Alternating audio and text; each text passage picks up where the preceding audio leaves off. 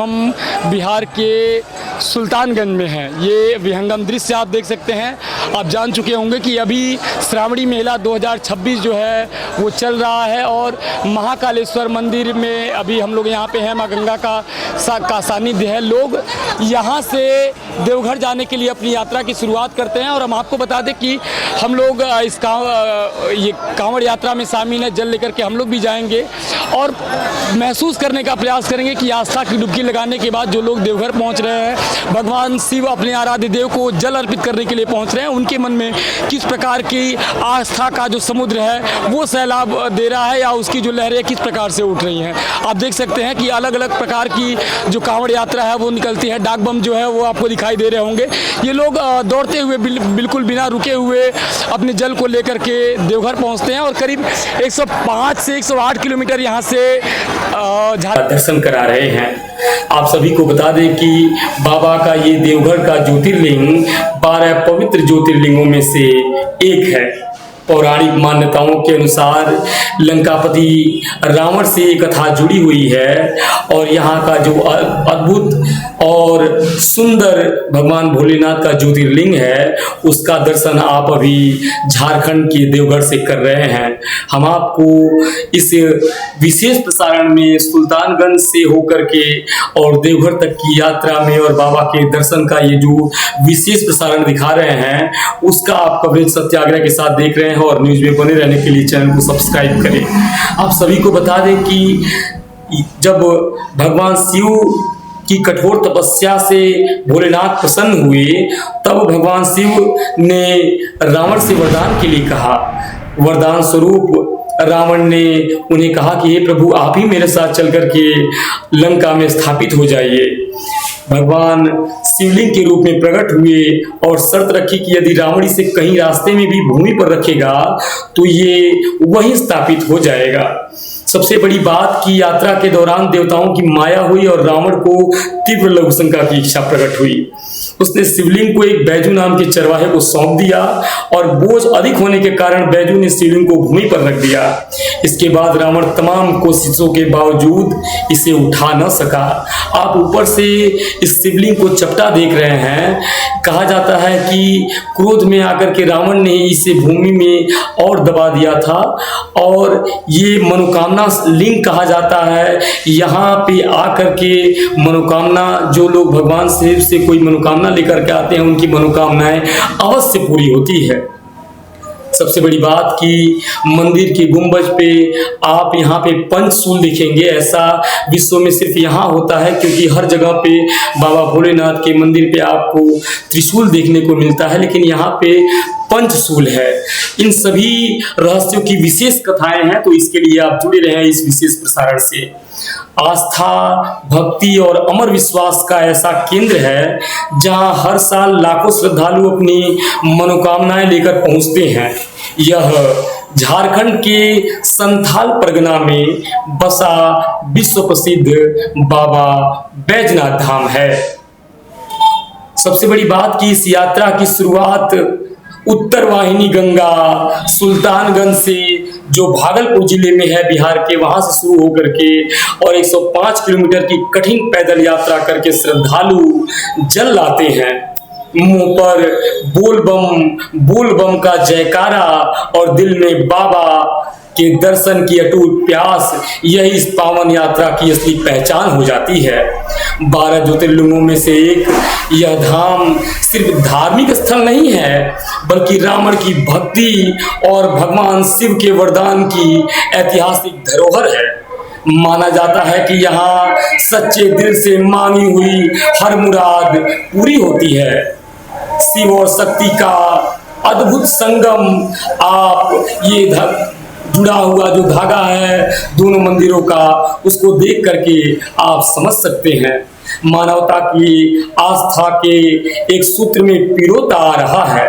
इस पावन भूमि को आइए हम सभी सत सत नमन करें और दिल से कहें हर हर महादेव।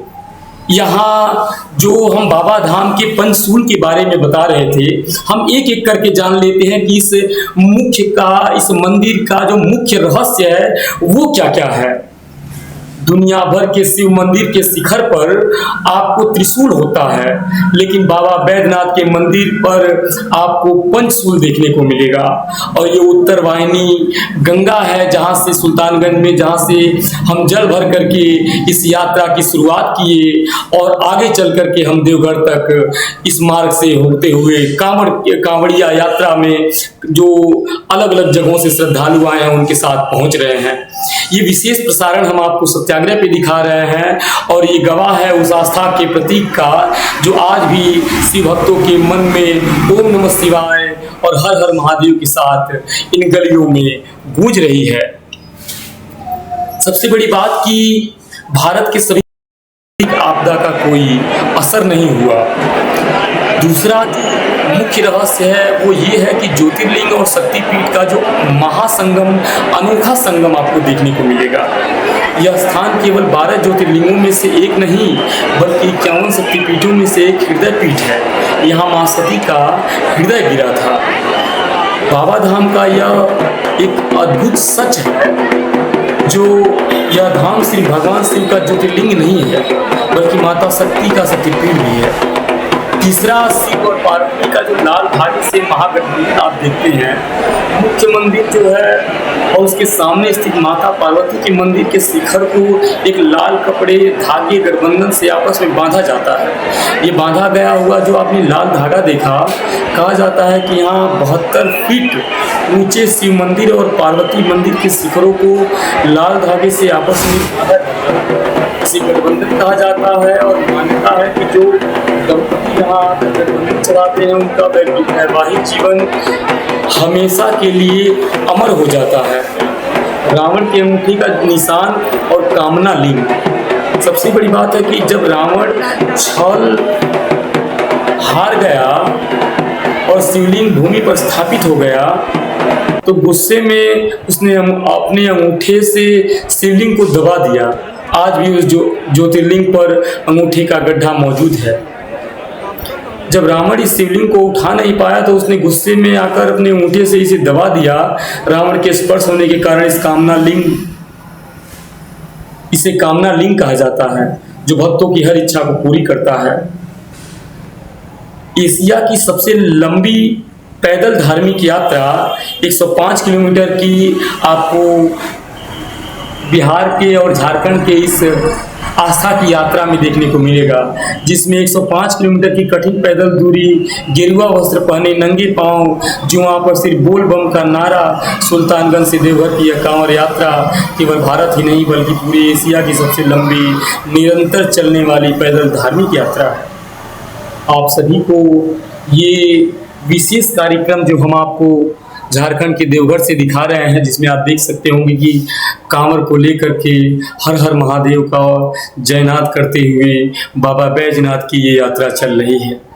जो बाबा बैजनाथ की यात्रा चल रही है उसका दृश्य जो आप स्क्रीन पे देख रहे हैं हम आपको ग्राउंड जीरो से दिखा रहे हैं और जल लेकर के हम साथ में चल रहे हैं, जानने का प्रयास कर रहे हैं कि मनोकामनाओं को पूर्ण कर देने वाला नर नारियों की जो इच्छाएं हैं, जो भगवान का एक साथ मिलकर दर्शन करते हैं, उनका लोग कहते हैं कि जो जोड़ा है वो अमर हो जाता है। तो बहुत सारे रहस्यों से भरा हुआ यह ऐतिहासिक आस्था का महासंगम आप सत्याग्रह पे देख रहे हैं। और अभी तक अगर आपने चैनल को सब्सक्राइब नहीं किया है तो आप सभी जरूर इसे सब्सक्राइब करेंगे। हमारा पूरा प्रयास है कि हम जो बैजनाथ धाम झारखंड में है, यहाँ पे आपको मंदिर के शिखर पे पंचशूल 5 कांटों वाला भाला देखने को मिलेगा। ये स्थापित हुआ है एक सुरक्षा कवच के रूप में और माना जाता है कि इकलौता 12 ज्योतिर्लिंगों में से ये इकलौता ज्योतिर्लिंग है जिसके शिखर पर त्रिशूल नहीं बल्कि पंचशूल। हर हर महादेव। सबसे बड़ी बात कि जो अलग अलग 5 रहस्य हैं उन रहस्यों के बारे में हम आपको बताएं कि पंचशूल का सुरक्षा कवच दुनिया भर के शिव मंदिरों के शिखर पर जो आप त्रिशूल देखेंगे, बाबा बैजनाथ का ये जो बैजनाथ धाम झारखंड में है, यहाँ पे आपको मंदिर के शिखर पे पंचशूल 5 कांटों वाला भाला देखने को मिलेगा। ये स्थापित हुआ है एक सुरक्षा कवच के रूप में और माना जाता है कि इकलौता 12 ज्योतिर्लिंगों में से ये इकलौता ज्योतिर्लिंग है जिसके शिखर पर त्रिशूल नहीं बल्कि पंचशूल विराजमान है। मान्यता है कि त्रेता युग में रावण ने इसे एक सुरक्षा कवच के रूप में स्थापित किया। इसी पंचशूल की शक्ति के कारण आज तक इस मंदिर पर किसी भी प्राकृतिक आपदा नहीं हुई। ये सभी दृश्य आप सत्याग्रह के साथ जुड़ करके देखते रहें और बने रहें हमारे साथ इस कांवड़ यात्रा में। हम सभी यात्रा के समय में जो अलग अलग बातें होंगी, जो अलग अलग स्वरूप होगा, वो आपको दिखाते रहेंगे, बताते रहेंगे और कुछ भगवान के चरित्रों का गुणगान भी इस यात्रा में चलता रहेगा। ये यात्रा सुल्तानगंज से और 105 किलोमीटर देवघर तक जाकर के संपन्न होगी, लेकिन इस यात्रा के अलग अलग पड़ाव को लेकर के हम लगातार कवरेज करते रहेंगे, प्रयास करते रहेंगे कि जो मुख्य दृश्य है, जो मुख्य बातें हैं, जो मुख्य कथाएं हैं इस कथा की, वो आपको बताएं कि भगवान राम और भगवान शिव के बीच में जो अद्भुत प्रेम था वो किस प्रकार का था और भगवान शिव के हृदय में हमेशा राम जी विराजमान रहते थे। वे उन्हीं के ख्यालों में, उन्हीं की समाधि में हमेशा खोए रहते थे। तो हम आपको रामचरितमानस के अलग अलग पड़ाव और अलग अलग कहानियों के बारे में बताएंगे। अलग अलग जो कांड होंगे, वो चाहे वो सुंदर कांड हो, चाहे वो बाल कांड हो, अलग अलग कांड की जो रहस्यमयी कथाएं हैं, जो शिव कथाएं हैं, उन सभी कथाओं का सुंदर स्वरूप आपको सुनाएंगे, आपको बताएंगे और पढ़ करके जो कुछ भी उस ग्रंथ में लिखा हुआ है वो बताएंगे। कोई भी जो बात है हम अपने पास से नहीं बताएंगे, क्योंकि आस्था को बदला नहीं जा सकता है। आस्था जैसी है वैसी ही उसमें भाव होने की जो प्रबल इच्छा है वही आस्था है। तो हम सभी सत्याग्रह के इस पड़ाव में सुल्तानगंज से चल करके जो बिहार के भागलपुर में है और झारखंड के देवघर तक पहुंचेंगे, जहाँ पे बाबा बैजनाथ और मां शक्ति का जो पीठ है, हम लोगों ने जो जल है वो ले लिया है और धीरे धीरे करके हर हर महादेव करके कहते हुए हम लोग अपने गंतव्य की तरफ प्रस्थान करेंगे। और ये कुछ जो विहंगम दृश्य है अभी चलती रहेगी, सुल्तानगंज में हम लोग आए हुए हैं। यहाँ का श्रावणी मेला जो है वो चल रहा है और लोग कांवड़ लेकर के हर हर महादेव करते हुए देवघर के लिए प्रस्थान कर रहे हैं। और श्रावणी मेले में आए हुए सभी भक्तों को भगवान शिव की जो कृपा है वो प्राप्त हो, हम इसी की कामना करते हुए इस यात्रा की शुरुआत करते हैं। और कहना चाहेंगे कैमरामैन से कि थोड़ा सा घुमा करके चारों तरफ का जो विहंगम दृश्य है उसको दिखाएंगे कि किस तरह का यहाँ पे अपार जो जनसैलाब है वो आया हुआ है। और सुल्तानगंज से आकर के माँ गंगा के सानिध्य में डुबकी लगा करके वो लोग अपनी यात्रा की शुरुआत करते हैं और हर हर महादेव करके लोग देवघर की तरफ प्रस्थान करते हैं। आइए, जो भक्त हैं, जो दूर दराज से आए हैं, उनके लिए हर प्रकार की प्रशासन के द्वारा जो सुगम व्यवस्था है वो की जा रही है। चूँकि अधिक से जनसंख्या जो है वो उनका घनत्व बहुत ज़्यादा है और उनको किसी प्रकार की परेशानी ना हो, इसके लिए प्रशासन की जो मुस्तैद व्यवस्था है वो देखी जा सकती है। और हम प्रयास कर रहे हैं कि इस धार्मिक यात्रा में किस प्रकार का जो अभी चल रहा है उसको आपको दिखाएं। और श्रावणी मेला 2026 है वो किस प्रकार से यहाँ पे शुरू हुआ है, चल रहा है। सावन का महीना है, महादेव की नगरी देवघर में जाते हुए जो लोग हैं उनके चेहरों पे किस प्रकार की आस्था है, उन सारे मुद्दों पे बातचीत करने के लिए अभी हम सुल्तानगंज में हैं। नमस्कार।